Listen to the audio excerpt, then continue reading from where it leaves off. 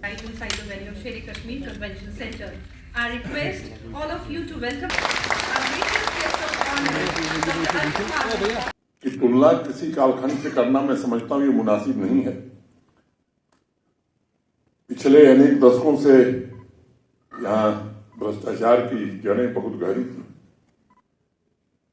भ्रष्टाचार और भ्रष्टाचारियों के इकोसिस्टम पर मैं समझता हूं कि जितना प्रहार किया जा सकता था वो किया गया है, और डिजिटल गवर्नेंस के कारण आम आदमी खुद को महसूस कर रहा है कि आज हम इम्पावर हुए हैं।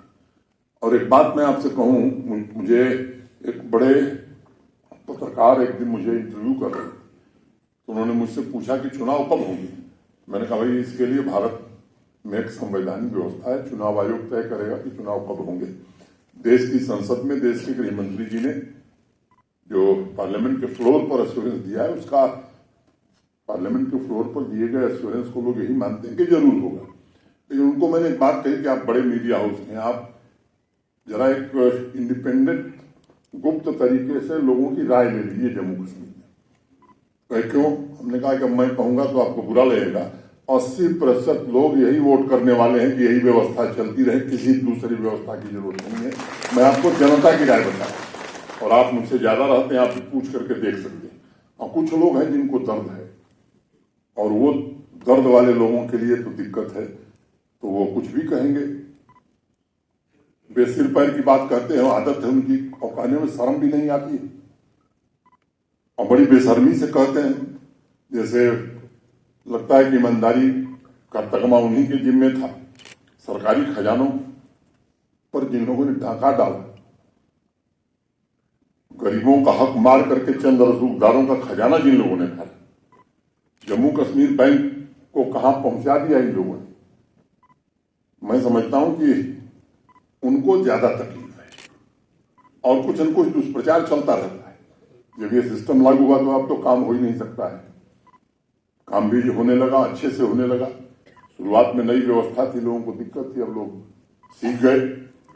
और मुझे लगता है कि भारत सरकार से पैसा जम्मू कश्मीर को बराबर बाकी राज्यों की तुलना में ज्यादा मिला है।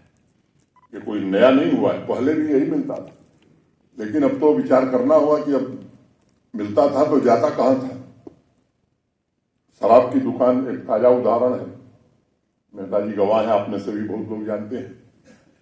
देश का अकेला राज्य था कि जिसको लीकर का लाइसेंस मिल गया, उसके बाद उसके बेटे के बेटे को हाईकोर्ट ने ऑर्डर कर दिया कि साहब ट्रांसपेरेंट ढंग से गवर्नमेंट को बिडिंग करनी चाहिए। ट्रांसपेरेंट बिडिंग हो गई, 10 करोड़ रेवेन्यू आता था। उसी साल 110 करोड़ आया, इस साल 313 करोड़ आया है।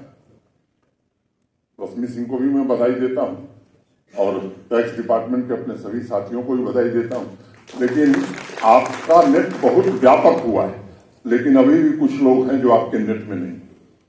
मुझे लगता है कि अगर टैक्स नहीं लोग देंगे तो कैसे विकास के काम हो सकते हैं। सर्विसेज तो तभी दी जा सकती हैं जब सर्विसेज का आप पेमेंट करेंगे। अब इस मानसिकता से लोग अगर बाहर नहीं आएंगे तो मुझे लगता है कि 20,000 करोड़ से ज्यादा का कर्जा हम लोग ले चुके बिजली लेने में, और मीटर लगेगा तो लोग कहेंगे साहब मीटर की जरूरत नहीं है। और वो लोग कहेंगे जो समर्थ है, गरीब आदमी कहे मुझे कोई दिक्कत नहीं। और अगर सामर्थ्यवान लोग पैसा भरेंगे तो 100-150 करोड़ रुपया, जहां इतना घाटा है 200 करोड़ रुपया किसान और गरीब आदमी को दूसरे दिन हम लोग माफ कर देंगे। लेकिन जो देने में समर्थ है वो ही बहाना करते हैं, वही समाज में गलत धारणा फैलाते हैं। अब ये केवल हमारा अकेला काम नहीं है, या चीफ सेक्रेटरी या फाइनेंस सेक्रेटरी का काम नहीं है। आप जहां बैठते हैं, मेरा दूसरा निवेदन आपसे है कि इन बातों के लिए आपको भी मुखरित ढंग से बोलना चाहिए। शासन सबकी संयुक्त जिम्मेदारी, और इस काम के आप भी बराबर भागीदार। तो मेरा निवेदन होगा कि इसके लिए भी आपको समाज में, मैं ये नहीं कह रहा हूं रोज जाकर के बोलिए, लेकिन जहां ये चर्चा हो, क्योंकि लूट के दरवाजे आपने बंद किए, आप व्यवस्था से परिचित हैं, तो मुझे लगता है कि ये बात आपको कहनी चाहिए। जम्मू कश्मीर में जिन लोगों ने करप्शन की नदियां बहाई थी, उन पर अब कोई रहम करने की जरूरत नहीं।